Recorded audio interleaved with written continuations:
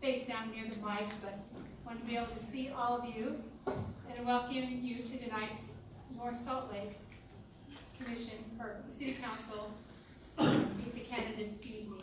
An opportunity for you to learn more about your candidates and help you in your making your decision. I want to also acknowledge that this is being moderated by the League of Women Voters of Davis County. The League of Women Voters is an organization that really focuses on empowering the voter, protecting the voters' rights, and making sure you have the information you need to make decisions and to be involved in your government. I want to thank our North Salt Lake City, our Youth Council, which is back here in the blue shirts. They're going to be running around doing various roles tonight, and I really appreciate that. I have at the front Ginevra Prothero, who will be filming our event. Ginevra will have this posted up on the LWV Davis Facebook site, and you'll be able to refer your friends and neighbors to that to review after tonight. And I have as timers in the front row 2 of the Youth Council, Catherine Forth and Cameron. I have to put my glasses back on, sorry people. Cameron Marks. You got your hands up? They'll be giving you, the candidates, cards that say the amount of time left and when time's over. Our format tonight will be to ask the same question of each candidate. You'll have between 1 to 2 minutes for your answers.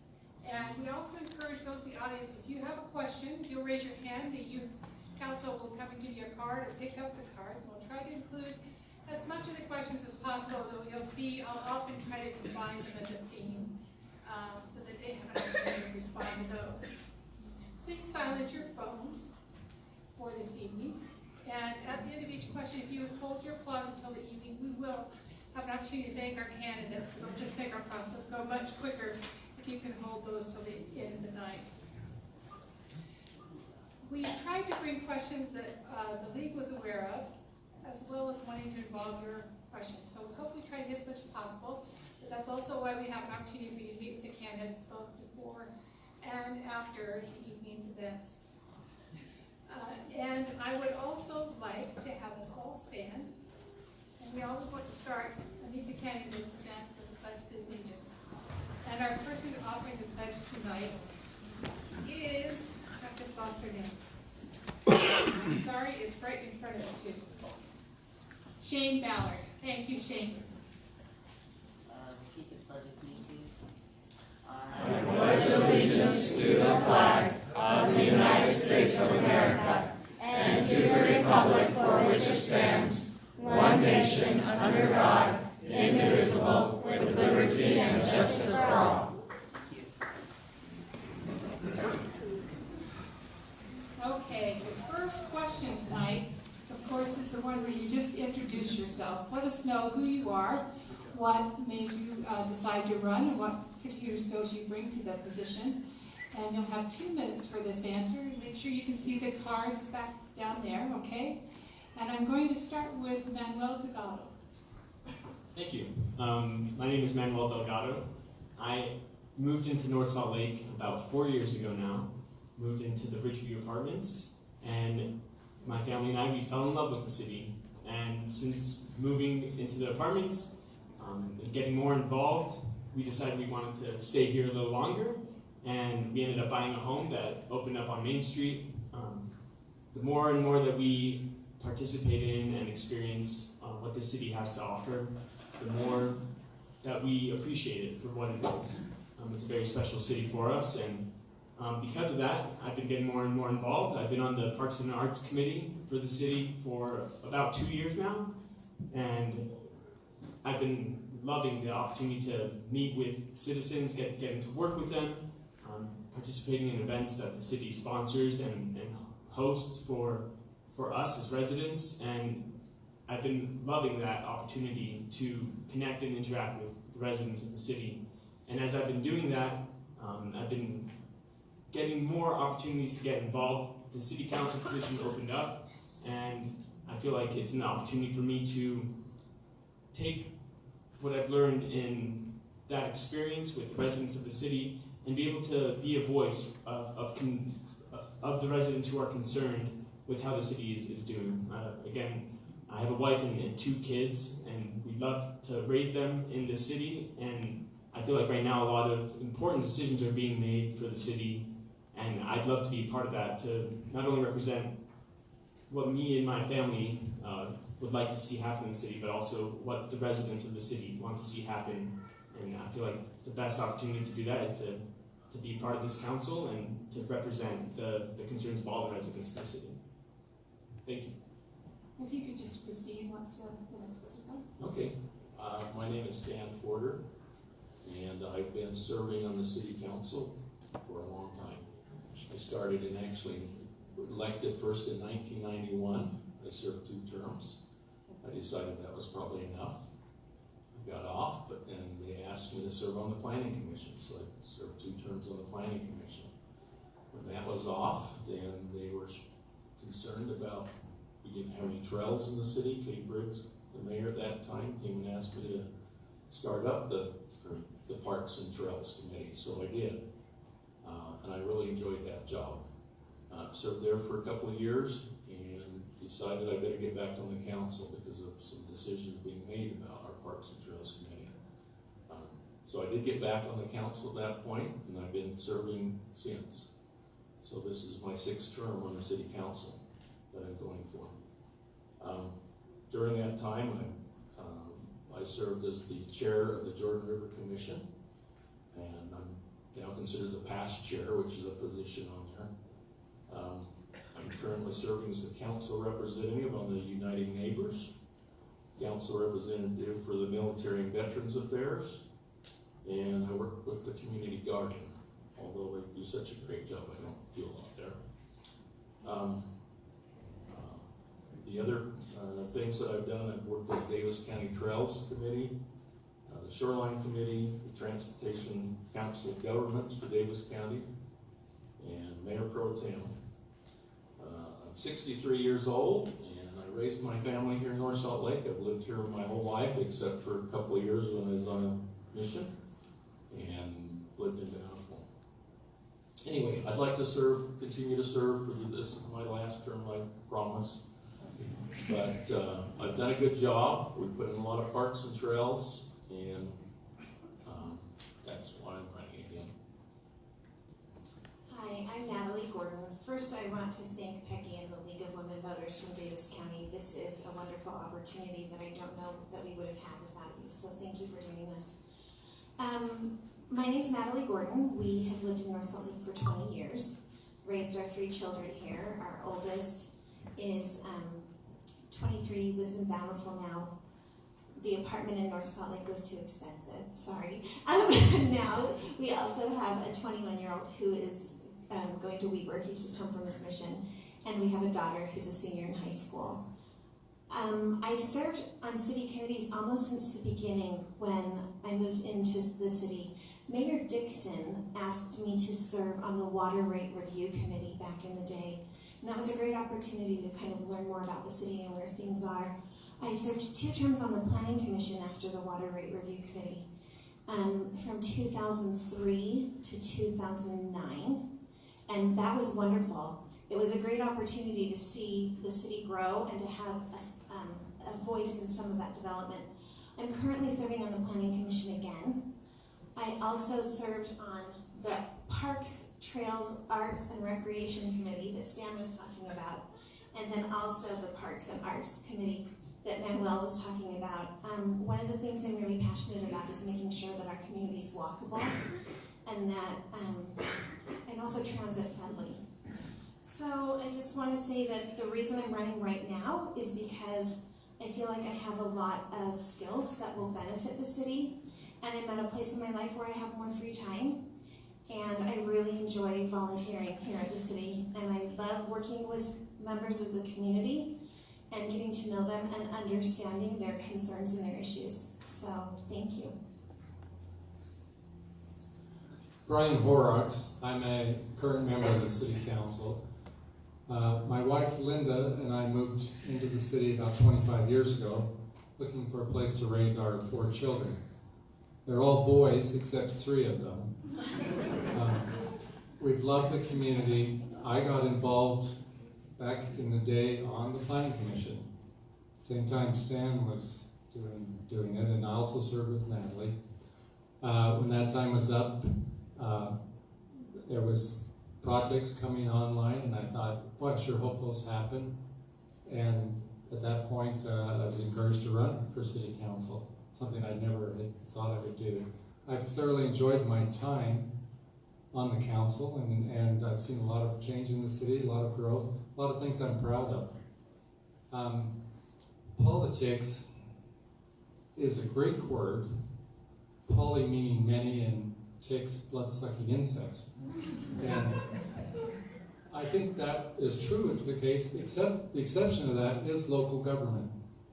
Local government works, and it works well, because it's close to the people. My cell phone is on the website. People call me. We're accessible, and government that's close to the people works. And I'm very pleased for the support that I've received. Very grateful for this opportunity I've had to serve, and thank you for your continued support. My name is James Hood. A lot of you that have known me for years and years and know me by JR. I grew up in the city, right over here by Hatch Park, up right off of Main Street. I've been in the city for every month of my life except for 6. I love it. I stayed here to raise my daughter. The reason why I ran 4 years ago was I was the youth council advisor, and Conrad Jacobson had chose not to run again, and he encouraged me to run. With my background as a political science major with a focus on local government, I have the background in the education of focus on local government. And so that gives me the tools to know kind of the understanding of what local government is for. We're here to provide good streets, and clean water, and pick up your trash. We're also here to help plan the city, and I believe that the master plan right now needs a redo. I love the city, and I want to continue to serve. The board assignment that I have right now is the best board assignment in all of the city. It is the youth council advisor. We have the best youth in the city. I'm also serving currently as the president of the Utah Association of Youth Councils on a 2-year assignment. The main thing for that president to do is to plan and execute a leadership conference every March at Utah State, so that 86 youth councils can come and learn how to be the next leaders and the next local government leaders. Again, my name is James Hood, and for those that know me, it's JR, and I ask for your vote. I'm Scott Allen. My wife and I moved into Foxborough with our 2 children just a couple of years ago. And quite frankly, we fell in love with the city. The city is ideally located to reach anywhere and to do anything. And as in what I considered my run, my first thought was about my family and what North Salt Lake is going to be 4 years down the road, 10 years down the road, 20 and 30 years down the road. I want North Salt Lake to be someplace where my children can live here and stay here for the entirety of their lives if that's what they want to do. To be able to do that, we need to take a step back and to take a broad view of where North Salt Lake is right now as a city. Where does North Salt Lake fit within where does North Salt Lake fit within the county, and where does North Salt Lake fit within the city? And we need to take this broad view and ask ourselves, what do we want North Salt Lake to be? We need to be able to take in some of the problems and challenges that are coming from without, and be able to adapt and to plan for those. As a member of the City Council, I would bring that broad vision to every meeting, to every decision, so that we can make a city so that we can make a city that will be viable for my children and for other citizens here. And also, as I close my remarks today, I'd like to thank the League of Voters for putting on this event, and also thank all of you for coming out tonight. it's been said that the government that governs best is the one that is closest to the people. And the way that the way that the people get close to the government is by coming to things like this. Thank you. Okay, I'm going to try to group a set of questions, the next couple around growth in your community. And I'm going to start with one that came up a lot.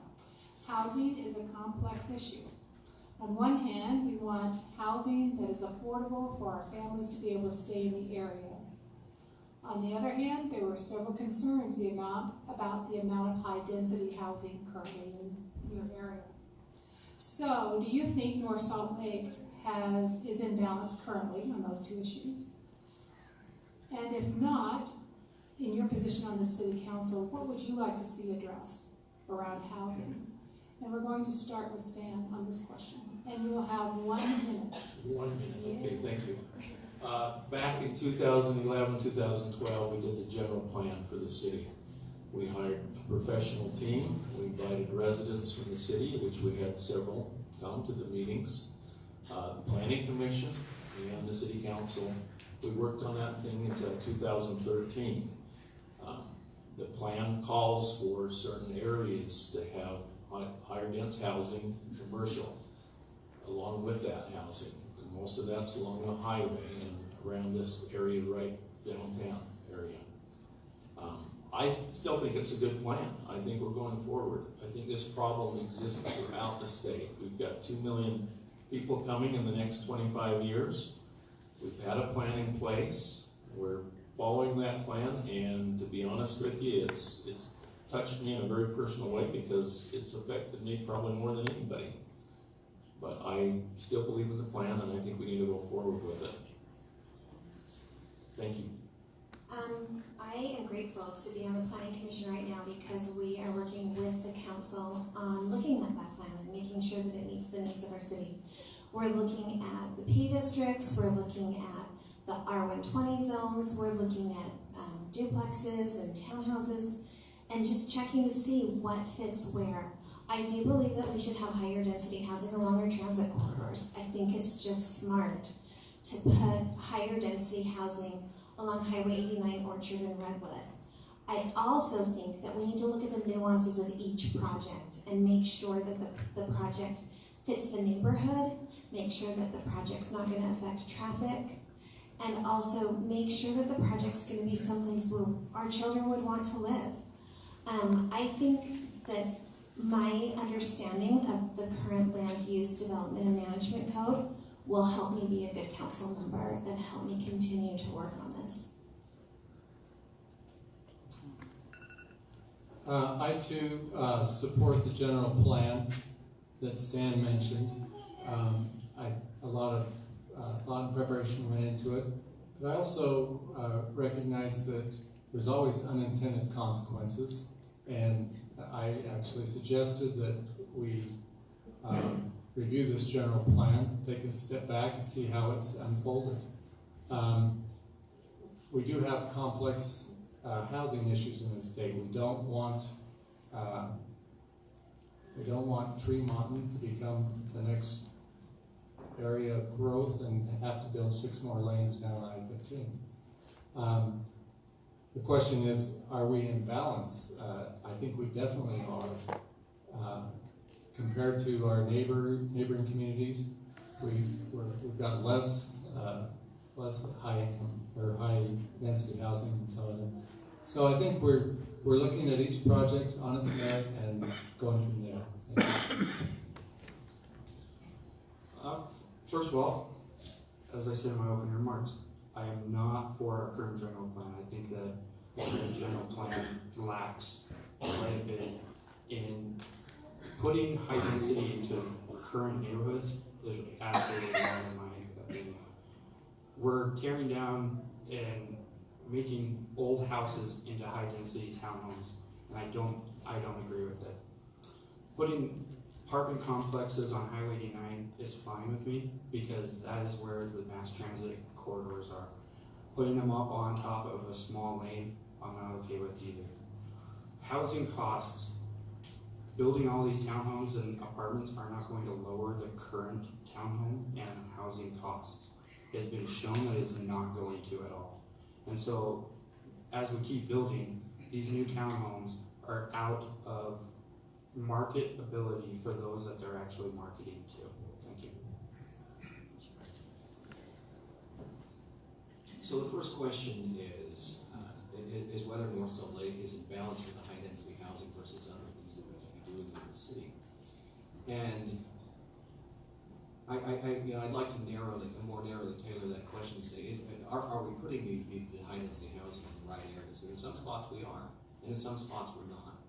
And one thing I would like to do is to take, again, take a look at that master plan and to revisit it and see that there have been certain changes that have happened in the city that have been imposed upon it by economic factors, by choices of state legislators, and say, okay, look at all these changes. There's a sudden influx of population, people going into our north. There's other changes, and be able to adapt to what's happening now and be able to prepare for the change that we anticipate happening in the future. I mentioned that when I moved to North Salt Lake, my family and I, we lived in the Ridgeview apartments. I benefited from the high-density housing that is in the city. We've moved into a small home. We're going to quickly outgrow that home. One of the things that I would love to do is to be able to look around the city and find affordable housing. I do think that high-density housing is appropriate in the correct locations. One of my concerns has been the ability for the council, as representatives of citizens of the city, to be able to have some more control over what the master plan currently allows the council to control. As proposals come to the council, I feel like the code has the council kind of arrested. We can't represent what the citizens of the city want because the code that was made. And I think that is why we need to redo the master plan, take another look at it. Okay. So along that same vein, was moved to that in the next 50 years, Davis County will double in population. And with that, besides housing, there are concerns with water, air quality, transportation, and many other things I'm sure you can bring to mind as well. How will you prioritize those as you sit on the city council in addressing those for today and for the future? And we're going to start with Natalie on this question. 1 minute again. Thank you. One of the things that I was able to do when I was on the Water Rate Review Committee was take a look and see how the water rate encouraged conservation, which I think is important. I think we do, but we should continue to have good xeriscaping ordinances for people who choose to do that. And I mean good xeriscaping. Bad xeriscaping is not good. And I also really feel like we need to focus on our transportation corridors. And I really am enthused with the relationship the city currently has with UTA. I think we're going to get more bus routes. We're going to get them more often.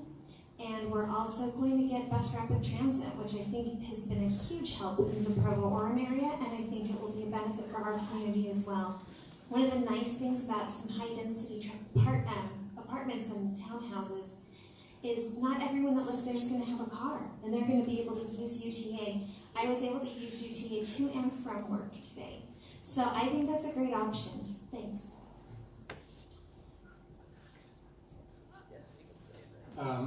I mentioned transportation earlier, and I think that's a major concern. One of the things that is frustrating is our location, our proximity to Salt Lake City. We are affected by what happens upstream, if you will. Every community north of us that makes planning decisions, that will affect us and affect the traffic that comes through our city. Water is critical, obviously, in the west, and we've done some great things to ensure that we'll have plenty of water going forward. And I'm pleased that we firmed that up. Did you give me the stop at 15 seconds? 15 seconds. And with that, I lost my train of thought. one of the biggest issues on the transportation is our east-west corridors.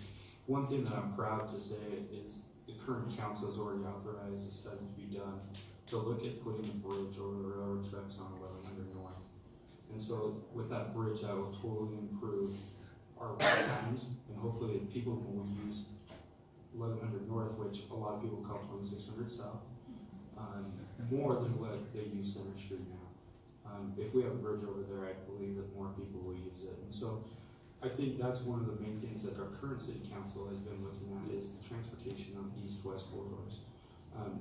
For the airport of the part of the question, I totally believe that we need to be able to breathe our air, and we need to have healthy air. And so I think as a city council member, we should be the lobbyists for the city and for the residents to our state legislature to help improve the air wherever we can, whether that is, however we can do that.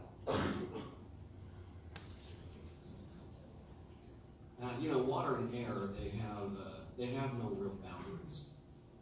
And for that reason, I think we can do a lot as a city, just within our own boundaries, to try and encourage better water usage and encourage having better air quality in some of the industries and businesses that we have here. But the other thing that I think we should look at in greater detail and make more robust is to create, is to join up with other cities in the region and encourage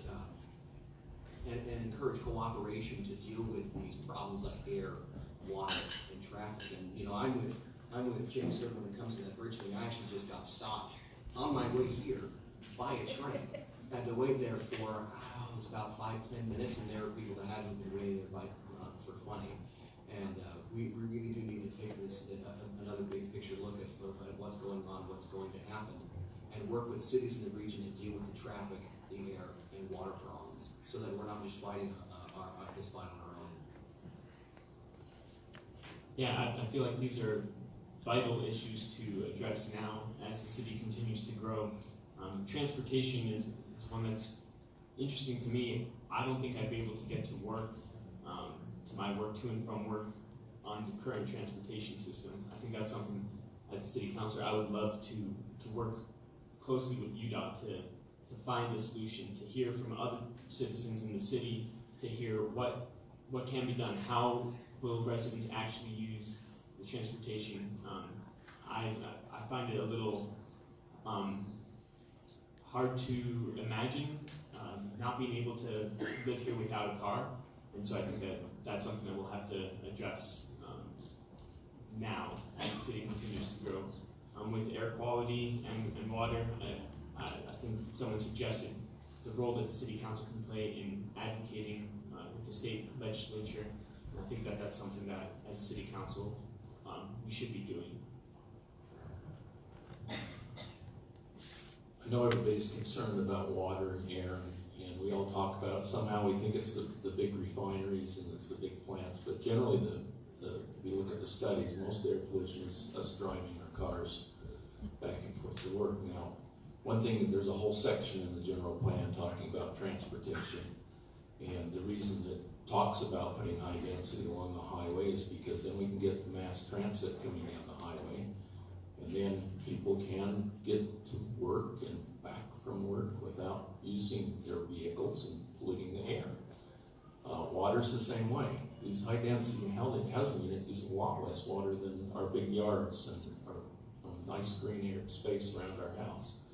So again, part of the solution is stuff that a lot of people say they don't want, and they think it might cause a bigger problem, but the studies and the general plan talks about these things, and I'd encourage you to read it on there, but I think we'll be fine. Thank you. I had a few questions submitted, which I'm going to try to make a single question out of, but to highlight them is around the conditions and whether businesses are being held to the conditions of their business permits and licenses, the perception that all of the businesses are leaving the old communities and moving into, that Foxborough is getting all of the business, and also whether, how that comes together then for planning for your tax base. Business is a big part of city tax bases. So kind of come up with the question of what are the business concerns, the concerns with businesses in North Salt Lake you have coming on the city council, how will you prioritize and impacting that? And we'll start with Brian, and it will be 1 minute. Thank you. It's been said that generally speaking, the city loses money on a residential house and makes money on businesses. And so it's important to attract that a good business base to any city. I actually work downtown and constantly am dealing with the Salt Lake City Council. They're not business friendly. I hear repeatedly that North Salt Lake is very business friendly. I think we do a lot of great things to attract business. And I think our staff is excellent in that point. And it's very important. Retail is dying, so we need to attract other businesses, and we've done a good job of doing that. Yeah, so we just had a proposal to bring in a lot of warehouse space down on Railroad Road. That warehouse space is going to be an excellent source of income on the tax base for North Salt Lake. I may have wanted something else there, but what I think we're going to get is something that will divulge our tax base a little bit bigger so that we can have a little bit more broad. Retail is dying. I work in the new retail. I work in a delivery industry. And so I think that attracting more delivery companies would be helpful as well in order to have that tax base. So those warehouses that ship out will be paying sales tax as well. The other concern on Foxborough, I'm glad that we have Lee's, and I'm glad that the smaller business out in front of Lee's are starting to fill up. Supercuts is getting ready to open here soon. You know, I believe I've mentioned to various people while I'm walking, and even here that North Salt Lake is being faced with certain changes, certain problems. And as we talk, we often come to realize that some of these problems present their very own solutions. One of the problems that we will have to face in the future is the inland port and what kind of traffic that's going to bring to this area, touching on the last question. However, this also provides us with an opportunity. As the city council, approved warehouses, and we're so close to the inland port that we may be able to take advantage of some of that. We need to start thinking differently about how we approach businesses. Retail is dying, but there are other opportunities to be had here. Salt Lake City is going through a tech boom. There might be opportunities there to siphon off some of that and then put it into North Salt Lake so that people who work in the tech area can live here and work here and travel and not have to pollute the area with their cars. My wife teaches piano here in North Salt Lake. We rent a studio in the E District building, not too far here on Main Street. I would love to see more of the service-based businesses come to the city. I'm not a huge fan of the look and feel of warehouse space, though I think there has to be a place for that. I would love to see the Highway 89 corridor be feel less like a giant parking lot, and maybe attract some family-friendly business. I would love to walk from my house, grab a bite to eat, and enjoy the city. And I think that we have an opportunity to do that here in North Salt Lake, to attract the right kind of businesses to the city. Again, I refer back to some of the planning that we've done. All the things that we're putting in, the town center, which is kind of across the street, and up here where the bowling alley used to be, and also down where Hughes used to be. All these areas, yes, they do have some ident housing, but they all have some commercial retail space going in all those. So just so you're aware that we'll have a lot more than we've had in the past in this general area, so people can make it a walkable community.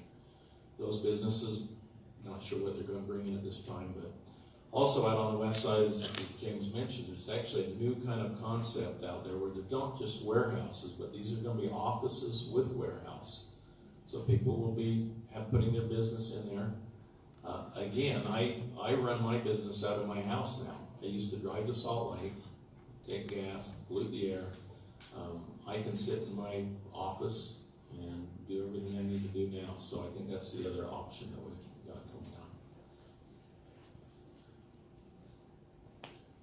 I have some concerns about the dichotomy between not wanting high-density housing, but wanting more retail opportunities. And I think the reason that Foxborough is slowly filling in, I mean, there are still 4 pads outside of these that aren't full yet, is because the high-density housing's out there. And I think that as we work towards transit corridors that have some higher density housing, we'll see more retail opportunities. And we need to be smart about that. But I also want to make sure that the community is walkable, and that people that want to walk to the grocery store can, and that people that want, you know, to walk to the haircut place or the soda shop are able to do that. And that's not everywhere in the city yet. So I think that's another thing we should look at when we're reviewing the general plan, is see where areas would make really great sense for retail and maybe areas where they wouldn't. Okay, thank you. We're going to move on to some parks and recreation kind of questions, which are going to be fun for you, huh? So the first one is, there's several demands for park improvements, including improving the Foxborough wetlands, so you could touch on that a little bit, developing pickleball courts, expanding Hatch Park, and repairing the current equipment. What are your priorities for parks, and what are your thoughts on funding these alternatives? And we're starting with James on this. Great, thank you. So we're thinking outside of the box as a city council, correct? But currently, in order to get pickleball courts, we've looked at putting them at Hatch Park, taking the tennis courts and changing them over. We've also looked at Mathis Park. Currently, we're actually talking with the Utah Athletic Center down just on the other side of Legacy Highway, and see if we can do a public partnership with them. And they seem open to it. We just need to approach them and see how it would actually work, and we might be able to have our own pickleball league. The Hatch Park expansion is something near and dear to my heart because I live directly in that neighborhood. When it happens, it needs to be done correctly, and it needs to be done with the input of not only the citizens that are around it, but with citizens throughout the whole entire city to see what actually is needed to be in that park. It's going to be a great park. It's going to be right here across the street.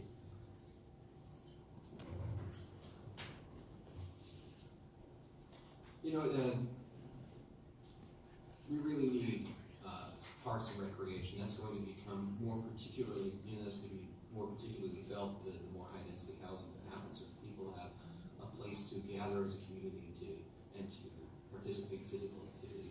And I love that the city is trying to create a public-private partnership for pickleball, that they're trying to improve these kinds of facilities. I'm very much in support of that. One thing that I've heard a lot about is making sure that we have a dog park. There aren't a whole lot of those. I've heard it quite a bit in the Foxborough area, and I would support a project like that so that people have a place where they can walk their dogs, and so that they can enjoy their time there. Thank you. I've mentioned I've been on the Parks and Arts Committee for about 2 years now. I've really enjoyed being part of that committee and see what goes into making the decisions that are made around parks. I would say it's a safe bet to say that our #1 priority has been safety throughout the parks. Whenever we look at different options on how to spend money on parks, safety is always the #1 topic that comes up, the issue that we try to address. We were able to improve the turf that's in Legacy Park down in Foxborough. And again, we considered all the options. We looked at what the costs would be, and I feel like we came out with a good solution that was cost effective. And looking ahead, I think that the city has a lot of great opportunity to get input and involvement from the citizens in making these decisions. I think that's one of the opportunities that I've loved about the city is I was able to volunteer to give the input, and I was given the opportunity to discuss these issues with the city. Oh, I love talking about parks because that was one of my passions. We built a lot of wonderful parks, and I was able to work with a lot of wonderful people. Wild Rose Park was one that I'd worked on for years. First park was the Deer Hollow, is what we call it now. It was our first park I worked on. It wasn't much of a park in the beginning. It looks wonderful now. Tunnel Springs Park, the Legacy Splash Pad Park is what we all call it. The Jordan River. I've been working on the Jordan River Commission for these several years, and I hope to be able to continue to make that quite a resource, so we can use that for recreation as well. Also, the Bonneville Shoreline Trail hasn't been completed yet, something that we're still working on, and I'm still part of that. So I think it's an important part as we increase density to make sure we have lots of open space and places to go. And the wetlands in Foxborough is on the plan to complete that area. One thing that I love about the way the city has looked at parks in the past is that they've tried to kind of put different amenities in different places in the city so that people from all over the community will go, up to Tunnel Springs to hike, or, to Legacy for the splash pad, which I don't want to brag, but was totally my idea. And ask them, it was. So, Well, it was not as I. it was my idea. And before I lived there too. I don't want you to think I lived there and then put it in. But I think that that's something that's important, is making sure that our parks bring our community together and that our recreation opportunities bring our community together. And I have also promised people that I will look for a great place for a dog park somewhere. I also would like to see us get maybe a branch of the library and, more opportunities for recreation in the city. I don't play pickleball, but my son wants to join a league, and so I think that would be great. Just more opportunities. Unfortunately, I'm at that age where pickleball is more attractive than it used to be. And I've been really bugging the city staff about the need for pickleball courts. So that's a high priority. I absolutely fell in love with the Foxborough wetlands design and push that incredibly expensive. We need to go outside our city for funding, and they're working on that. When I first ran for city council, if I heard something more than anything else, it's why don't we have parks? Why don't we have parks? And as Stan alluded to, we have built a lot of parks. I think I counted 12 since I've been on. Very proud of them. Hatch Park is our next major thing. It's part of this whole city center. We're trying to create a downtown, a walkable community, a place that is the center of our city. And Hatch Park is a big part of that, and it'll be wonderful. Okay, so there's also Eaglewood Golf Course, which is not self-sustaining. Is that just what has to happen with golf courses? Or do you expect that you can influence that and make a change in the coming years? And we're going to start with Scott on this one. I tell you what, I love golf. If I had the time, I'd be golfing every morning at 6 in the morning at some golf course or another. I've taken my 4-year-old twice now to Eaglewood Golf Course, and I think there are opportunities for golf. And one of the things that I've seen is that the way to get more golf revenue is to get people into the game earlier.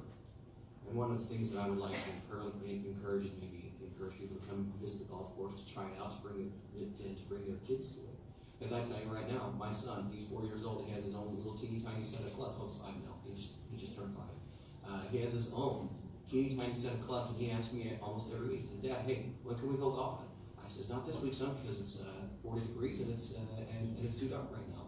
And I think with that kind of idea and plan, North Salt Lake could make Eaglewood work without any kind of outside influence. Thank you.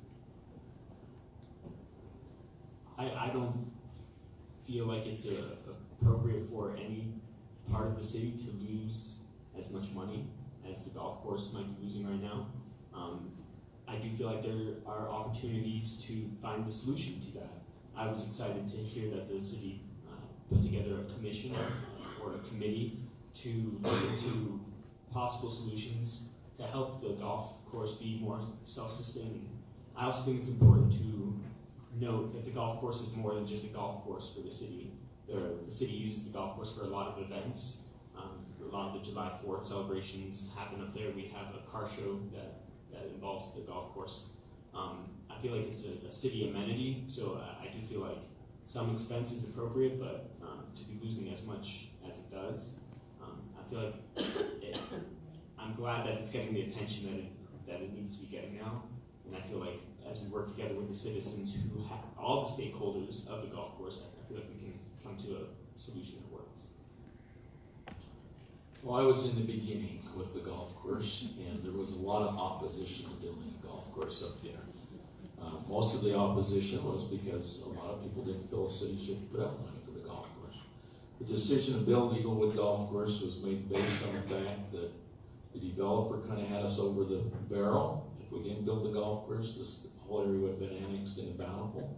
We would have still had the traffic coming off the hill with none of the revenue to ever take care of the traffic lights we put in since, and so forth. But Eaglewood's become a real part of this city. It's a landmark that needs to be looked at from a financial standpoint, but it also needs to be looked at from an open space and a park standpoint, and the people that live around there, they love their backyard, so to speak. So it's a complicated issue, and that's why we formed this committee that I recommended. I love the golf course, and I have never golfed in my life. I love it to walk along. I love the 4th of July and the car show, and events up there when someone's rented the clubhouse. I think it's an important part of our community, and I think we need to figure out how to manage it better so that we can not lose as much money on it, and we can continue to have it an important part of our community. I had some friends yesterday who complained to me because they went one day in July after work to go hit a bucket of balls, and the course said it's 5:45, we close at 6. Well, if the sun's out till 8, why aren't we having people stop on their way home from work to hit a bucket of balls? So I'm glad the committee's looking at stuff like this. I want more citizens to tell us how they think it could be better, and I think it's a problem that we'll be able to solve while keeping the community feel and then the amenity of the golf course. I live on the golf course, so it's near and dear to my heart. I think it is a great amenity for the city. I am concerned that the trend we've been seeing is not positive, and so I think it was appropriate to step back and look at, is there a better way to do things?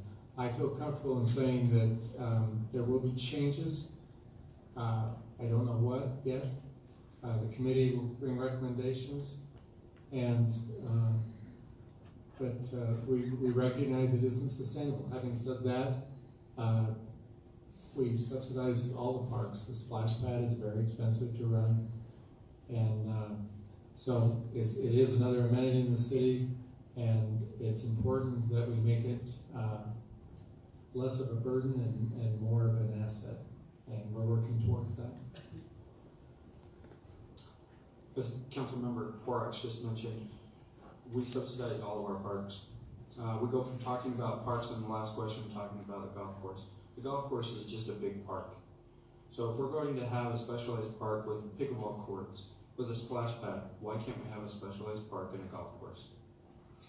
Not everybody plays pickleball. Not everybody goes and uses a splash pad. Not everybody goes and plays golf. But it is an amenity that is the most beautiful amenity, I believe, in North Salt Lake. If you go up and you're up on the golf course, right about sunset, there's not a better picture at all. Do we need to look at how it's funded? Absolutely. Do we need to find ways to fund other activities in parks? Absolutely. And I think our city staff is doing a great job currently at looking at that. This committee that the mayor is chairing currently I'm excited to see what they bring to us. Okay, we're gonna make it exciting for our timers and do a 30-second question. Exciting for you too, huh? I think you can do it easily. The city owns valuable acreage to the west of Tunnel Springs Park. What do you think the city should do with this property? Keeping it to 30 seconds should make it go well. Okay, Manuel. Sure. I would love to hear the input of the citizens, the residents of the city. I think that's a great opportunity to go out and ask the people who live close by what they would like to see, and to get that answer from the residents of the city. I don't think that me, as just being someone who happens to live on Main Street in the city, who doesn't have as much of a stake in it, I think I would love to hear the input from the people who live around it. It was going to be our cemetery until we discovered that there's a lake underneath that whole area up there up on the hill. We have talked about just exposing that lake and making a nice little fishing hole and a nice part of addition to the Tunnel Springs Park. That's one of the options. I have heard options about people wanting to develop it, which is I've kind of been opposed to in the past because of the fact that it is our land and we have a lot of control over it. I'm sure the residents up there wouldn't be real happy. Thank you. Sorry, I wasn't watching the signs. I really feel like this is a great opportunity for the city to decide what they need. And we have a lot of needs in our city. You can't play soccer up there, it's too windy. You can't play pickleball up there, it's too windy and your ball will go off the edge. But I just think it's important for us to talk about it and to get great ideas. And maybe we don't need to do anything now. Maybe it's something we can sit on for 5 or 10 years until we have the best idea and the money to do something fabulous. I too like the idea of making some kind of a water feature pond and a walking trail around it. My wife and my dog walk it all the time. And to have an expanded park that they could walk around would be a nice amenity. We have been approached by developers. There is a little bit of a temptation to, boy, we need money to do some other things and we could sell this property. Plus it would increase the security in the park to have houses, but I don't think that'll go through right now. Thanks. I think we have a great opportunity to have a regional park in not only Foxborough, not only here in the city center, but a huge regional park up on the hill. And I think having a regional park, and for those that don't know what a regional park is a huge park. It's one with the greatest acreage. And so you can have a lot of amenities. And I think we have a great Parks and Trails committee that would give us an idea of what the citizens are asking for. So I think I would like to see what they would recommend before I make any decisions. Scott. Yeah, so the question is what to do with that particular area. And right now, I think I'd like to echo some of the sentiments of the people here and maybe take a wait and see approach to see really what that area needs and what the citizenry wants to do. The proposal of developing that area makes me more than a little bit skittish because the city has already dealt with one particular soil subsidence issue, and we don't want to have another repeat because of water. Okay, another 30-second question, and this has to do with how decisions are made, but how do you feel about the Planning Commission being able to make decisions for the city without being brought to the city council for them to vote on? And this will start with Stan, and again, we're talking 30 seconds. So. Okay. This is kind of an easy one because a lot of planning, they think we have a lot of power and we can do a lot of different things. But one time the council did have more power, but it really didn't give us as much opportunities as people think it might have. Zoning laws, a lot of them are set by the state, and the state brings it down. And so if all we're doing is rubber stamping or arguing about something we have no control over, I really personally think we could maybe look at that again, but the recommendations of our city attorney and others said that the position we're in right now is probably the best. As a planning commissioner, I don't agree that the planning commission can make decisions that the council doesn't have to, that just the council has to live with. I believe that the council passes the zoning ordinances and the planning commission is required to follow the zoning ordinances. Another thing that I think is wonderful is when council members meet with citizens and developers to work out problems and make developments better, like Councilmember Baskin did with Orchard Grove. I think that's really important, but I don't think it's a planning commission issue. Both great comments. We have a development committee, a safety development committee in the city. They meet with developers, they review projects, they make sure it's ready to go to the planning commission. When it goes to the planning commission, that process is in place. And again, these are citizens in our community. They're not strangers or people we've hired. And they review that. When it comes to the city council, our job is really just to make sure all the processes have been followed correctly.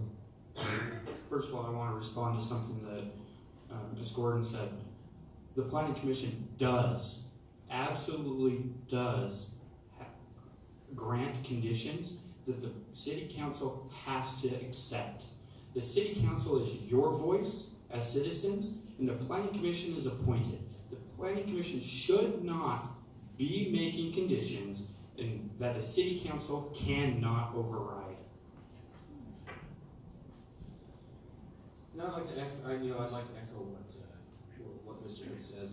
I think that the City Council needs to have significantly, maybe not significantly more power, but they do need to have control over what happens. As again, the Planning Commission isn't elected.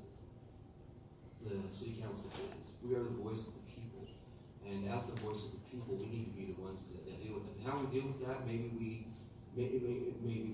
the City Council needs to take back some more control if that really is a concern, or we just need to have better communication between the Commission and the Council. I would say perception is reality in this situation. I feel the perception is that the council has been arrested in the decisions that they can and can't make. And I feel like, I mentioned it before, I feel like any opportunity we have to adjust city code or zones so that the council can accept, reject, or make amendments to proposals, I feel like that is what the question is getting at. Thank you. Okay, so another 30-second question, and this is maybe a little complicated. I think you can give us a quick overview. There's currently an application for annexing a large project west of the Jordan River into the city. Do you support this annexation, and why or why not? We'll start with Natalie. I think it's too early to say whether or not we support it because it hasn't happened yet. Salt Lake County denied it last week, so right now it's stopped. But it's not for the city's consideration until it makes it through Salt Lake County's system, and it hasn't made it through yet. When it does make it through, I look forward to looking at plans, seeing if they meet the needs of our city. I think it's a crapshoot right now. It certainly isn't something that we went out seeking. Our approach was, if this is going to happen, it will affect our city more than anywhere else, so we would like control over it. As of right now, it is not going to happen, and I think it's a dead issue. A couple of weeks ago, the City Council members and the mayor and the city manager were invited out to tour this area. As the only member of the current City Council that was able to be at that meeting and tour it, I think I would support part of it. And the part that I would support would be Crossy Ranch coming into our city. If we could provide them with the services of sewer and water and give them an agriculture tourism zone that they could use then to become a Wheeler Farm kind of thing that up here, that would be wonderful. No issue really is truly dead. I attended the first meeting. I took some time off of work to do that, and then I read some of the comments. And it seems like it's still an open question as to whether it could be brought back to life. And the fact of the matter is you're right. This will affect our city no matter what happens. And we need to coordinate with all of the stakeholders now. That would be Salt Lake City, Salt Lake County, the airport, and the citizens in that area to make sure that whatever happens there, whether or not North Salt Lake has direct control over it, to make sure that we are protected and that we don't have to bear the burden and and not have any benefit.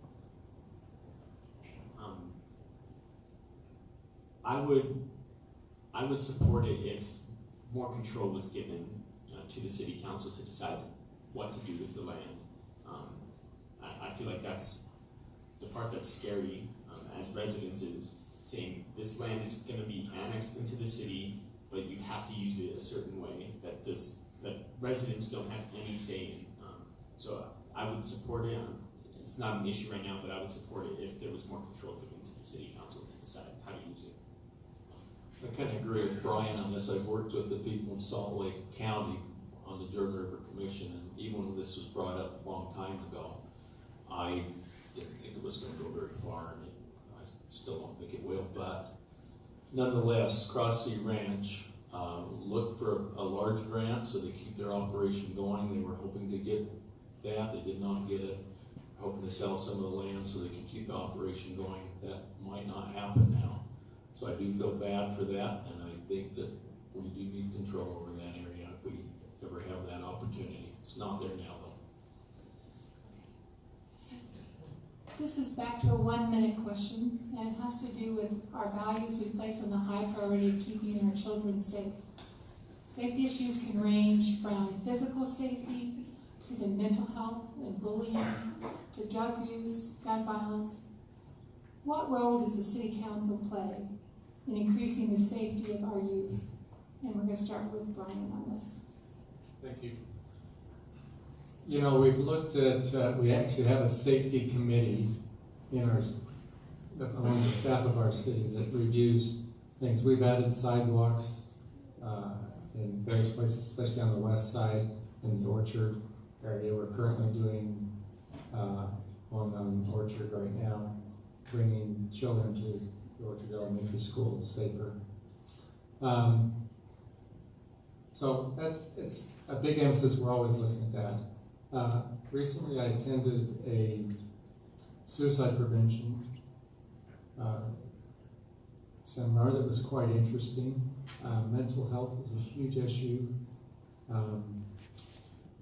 If you look at our suicide rates in our state, it's a hockey stick, which is quite troubling. And one of the things I learned was that the highest group is elderly men. And, you know, we have a committee that meets once a month, and we reach out to them too. Thank you. Children's safety is of the utmost importance, and I'm so glad that the current city council was able to find money to be able to put in sidewalks on the east side of Orchard Drive, so that those students that are walking from the new apartments over here, what I like to call the sand pit, can have a safe place to walk all the way to Orchard Elementary.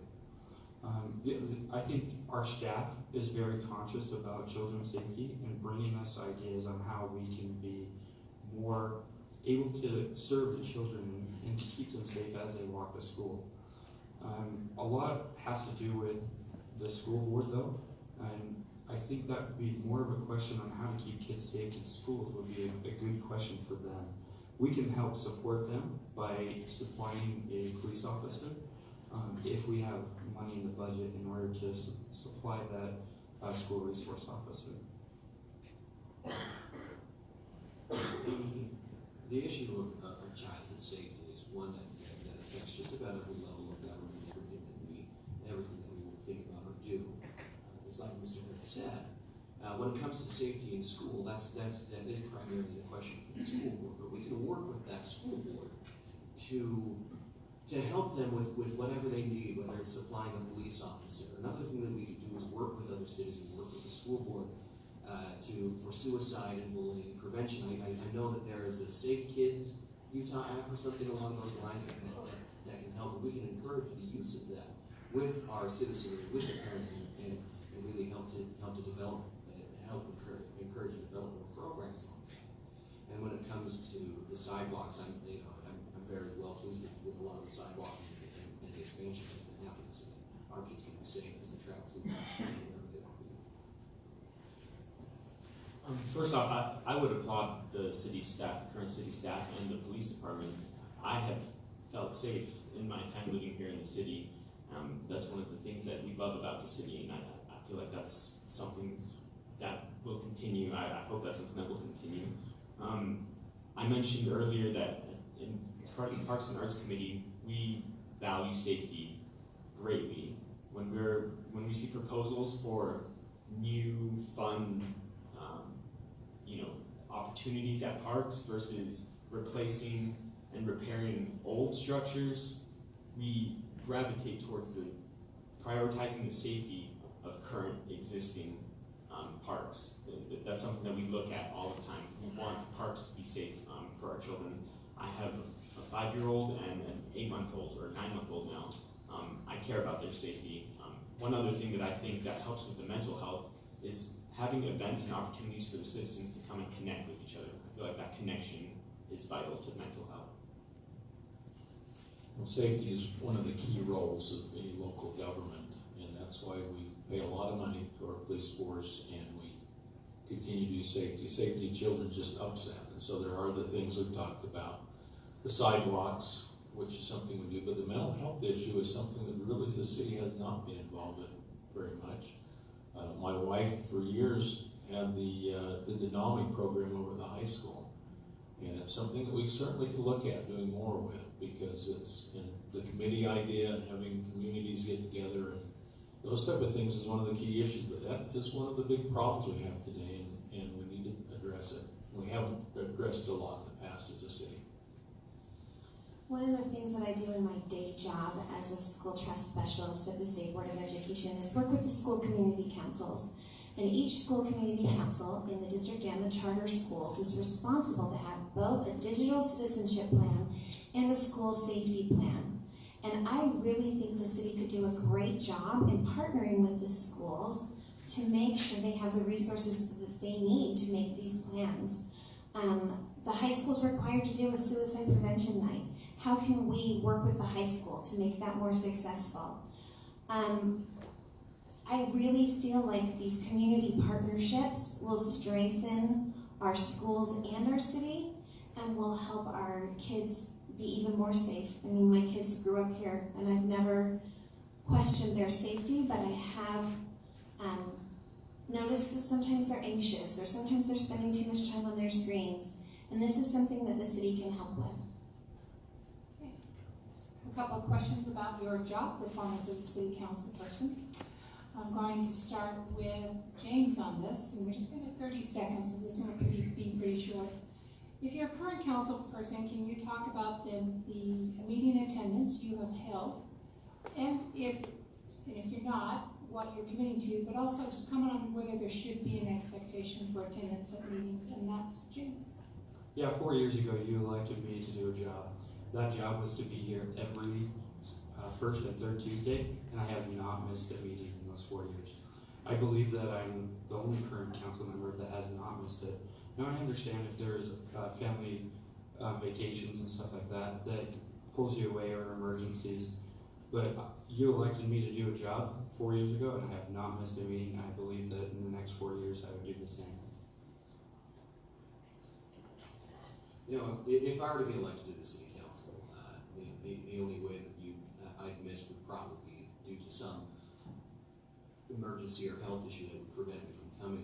And the other thing is that there are opportunities now with the technology that we have to even remote in. Even if we don't necessarily have a vote, we can at least sit there and listen into the issues and speak our own voice, which I would be which I would encourage very much. So that if there is a family vacation, we may have time to step away. Because I can tell you, my kids aren't going to be up at 6 or 8 p.m. I would commit to being here for all of the meetings that I was voted in to voice the residents of the city, and you can't do that if you're not participating in it. So absolutely, my commitment is to be at all the meetings, and I'm grateful, like Scott pointed out, that there's technology available, so if I happen to be away or out of the city, I can still participate and be that voice for those who elect me. Over the years, I've missed very few meetings, and I have attendance meetings electronically that are important, and I feel they are. There are a few meetings that I have missed. I do remember one time I had my appendix out, and I sat and looked across the street thinking, well, if I could take a shower, I would go to the meeting, but they told me not to take a shower, so, you know, there are times we can miss. I don't, but the important thing is, do we spend the time to prepare for the meeting? Because oftentimes I see council members come, and they have not read the agenda hardly, so it's... I have served on the Planning Commission, and I have rearranged vacations to attend Planning Commission meetings, and I've also missed a few Planning Commission meetings. I missed half of a Planning Commission meeting last month because my husband had surgery and my daughter had a parents required or you can't be on the swim team meeting. So I went to that really fast, and then I drove here really fast, but still safe. And so we all have busy lives. My family right now is in a place where we can make sacrifices for me to attend meetings. I think in the 12 years I've been on the council, I've missed 2 meetings.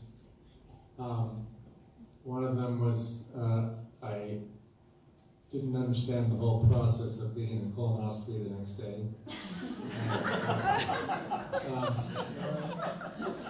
Anyway, I don't think it's an issue.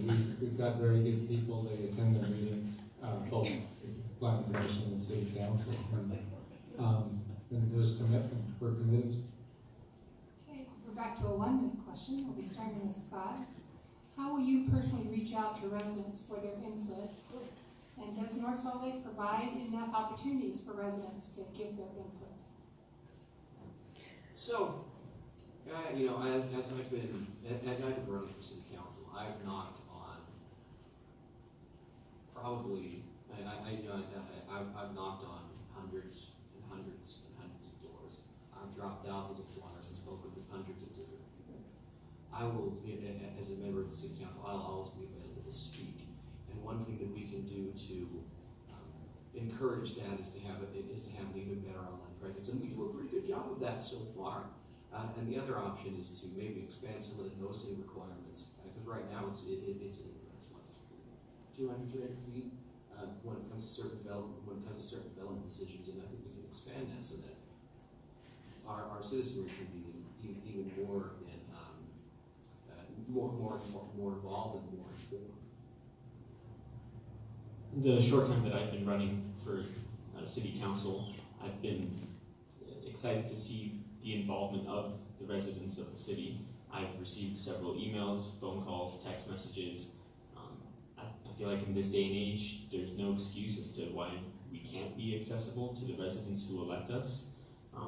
That's something that's really important to me. And some of the feedback that I have gotten is concern of not being heard by the city council, and that's something that I value greatly, and that's something that I commit to making myself available, and not only hearing what residents have to say, but listening to them and making decisions based off of what the residents are saying.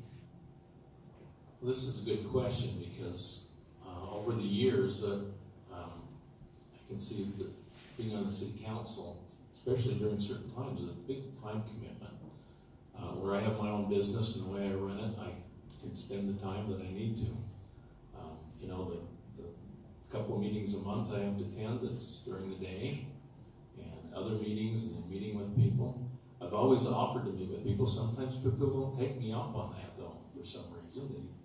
They decide that maybe somebody else would be better to talk to, I guess, because they don't agree with my position, perhaps.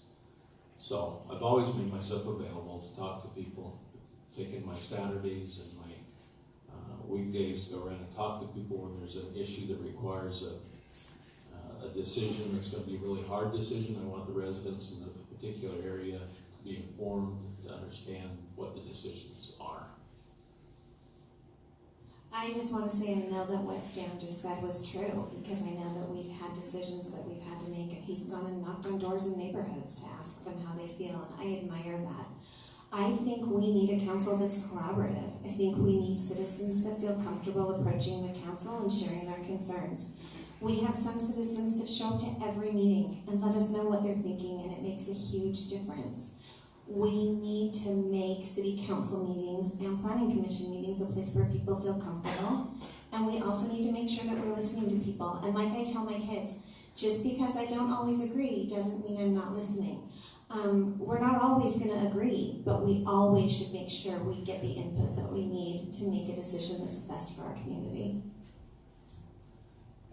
I was going to make that point too. I hear often that I went to city council and they just didn't listen to me. We listen all the time, but maybe we don't agree. If there's an issue that's very divisive in the community, and 5 people show up at city council and they're what we call pitchforks and torches, do we interpret that as 25,000 people are okay with going against these people? So ultimately, you elect 5 people to vote for you. It's representative. And you hope that they vote the way you would vote.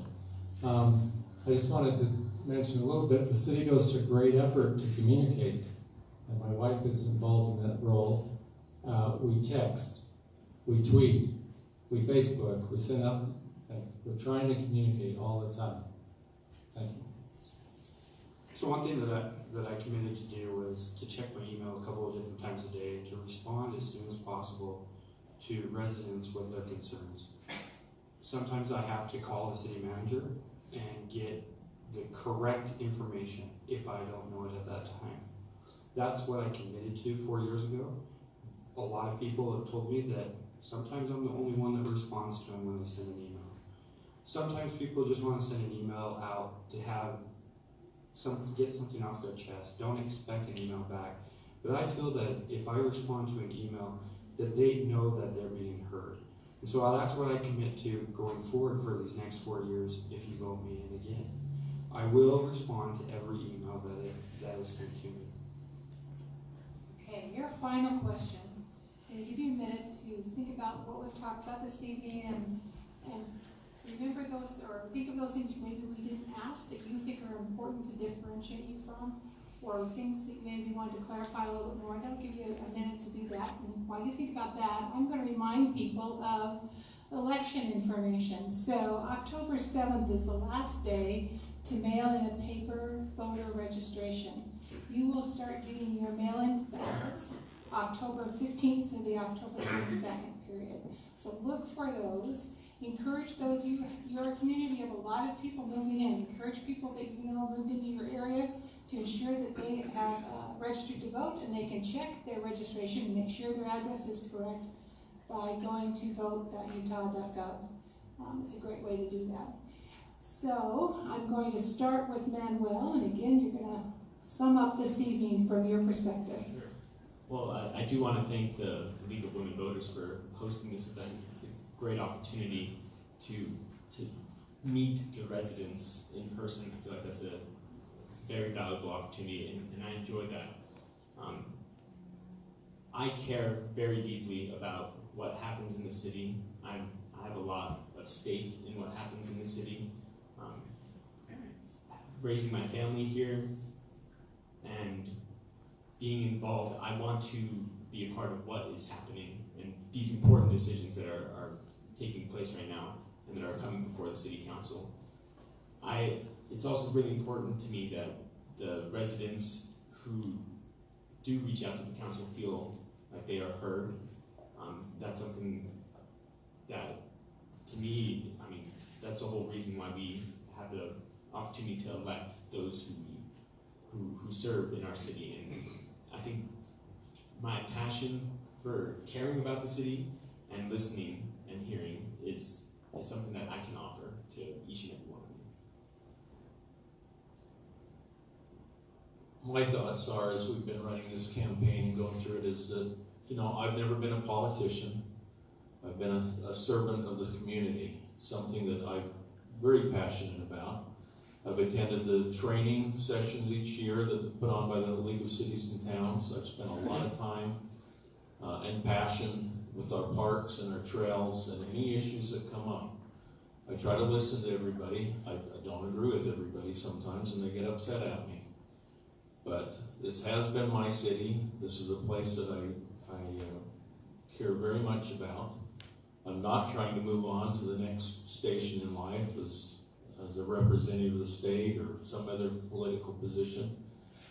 I did not get a degree in political science. I'm not a career politician. If you think you can make a career out of being a city councilman, then I think you need to see what we're getting paid, because it would be a tough career to live by. So, thank you. Thank you, League of Women Voters. I love North Salt Lake. We lived here in 2 different houses because when we moved, we wanted to make sure we stayed in North Salt Lake. I don't want to sound weird, but I feel like we were led to live in North Salt Lake and by Providence's hand, and that we're here for a reason. I think I have a very particular set of skills that will serve the city. I lobbied for 5 years for state PTA, so I know my way around the legislature. I currently run an office that distributes $82 million a year, so I understand fiscal responsibility. I work on committees and boards, so I understand how to collaborate. And I talk to my neighbors and my friends, and I make new friends, so I know what the city and their citizens want. I love North Salt Lake, and I want to do whatever I can to just help it continue to be the best little city in the world. Thank you to the League for hosting this. I'd also like to acknowledge the other people running. It isn't easy to put yourself out for public office, and I commend you all for doing that. I guess I'd like to just say that the city is in great shape. We are fiscally responsible. We try to get a lot of bang for the buck, and we don't raise taxes. We try to get a lot done while watching the bottom line. It's moving in the right direction. We've done a lot of things to improve the city. We've won national awards for our city. Personally, I try to weigh every issue. I try to come to the meetings with my mind still open as to what would be the best, and go from there. Thank you. I also want to thank the League of Women Voters for coming and moderating this, and I want to thank the Youth Council. Again, the Youth Council is the best youth council in the state, bar none. We have the best youth in the city. For the last 4 years, every quarter, I've been talking to all 3 county commissioners about getting a library. The library superintendent just retired. We have a new library superintendent coming on. Now is the time that we as citizens, and us as city council members, can put more pressure on the Davis County commissioners and that library superintendent, so that we here down in the south end of the county are next. We've been hearing it for years, that we're next. We haven't been. I love this city. I want to continue to serve. 4 years ago, you elected me to do a job, and I've been doing that every time I've been coming to city council prepared. I do have the degree in local government. I know what needs to be done. Thank you again to League of Women Voters and to everyone here in attendance. North Salt Lake is facing problems, as we always will and we always have done. Some of those problems are within our control, like making sure we have the right kind of master plan that our citizens want, that the city needs. Some of which aren't in our control, like what the state has done with Midland Court. And a lot of what we are doing, and a lot of what we need to do, requires a regional focus and a broad view to work together with all the stakeholders and do what needs to happen. And that is going to require a lot of work. And then being a member of the city council will require a lot of work. And just for this election, I've put in a lot of work to speak with the people about what they want and about what they need. And as a member of the city council, I will continue to put in that work, to put in the mental work before every meeting to make sure I understand the issues and I understand what the people want, and to put in the work at the meeting to hold people accountable that need to be held accountable. Thank you. You all have been very attentive and very kind and very committed to being a good citizen. Thank you for coming. We're going to give a round of applause to our candidates. They are correct. It is 5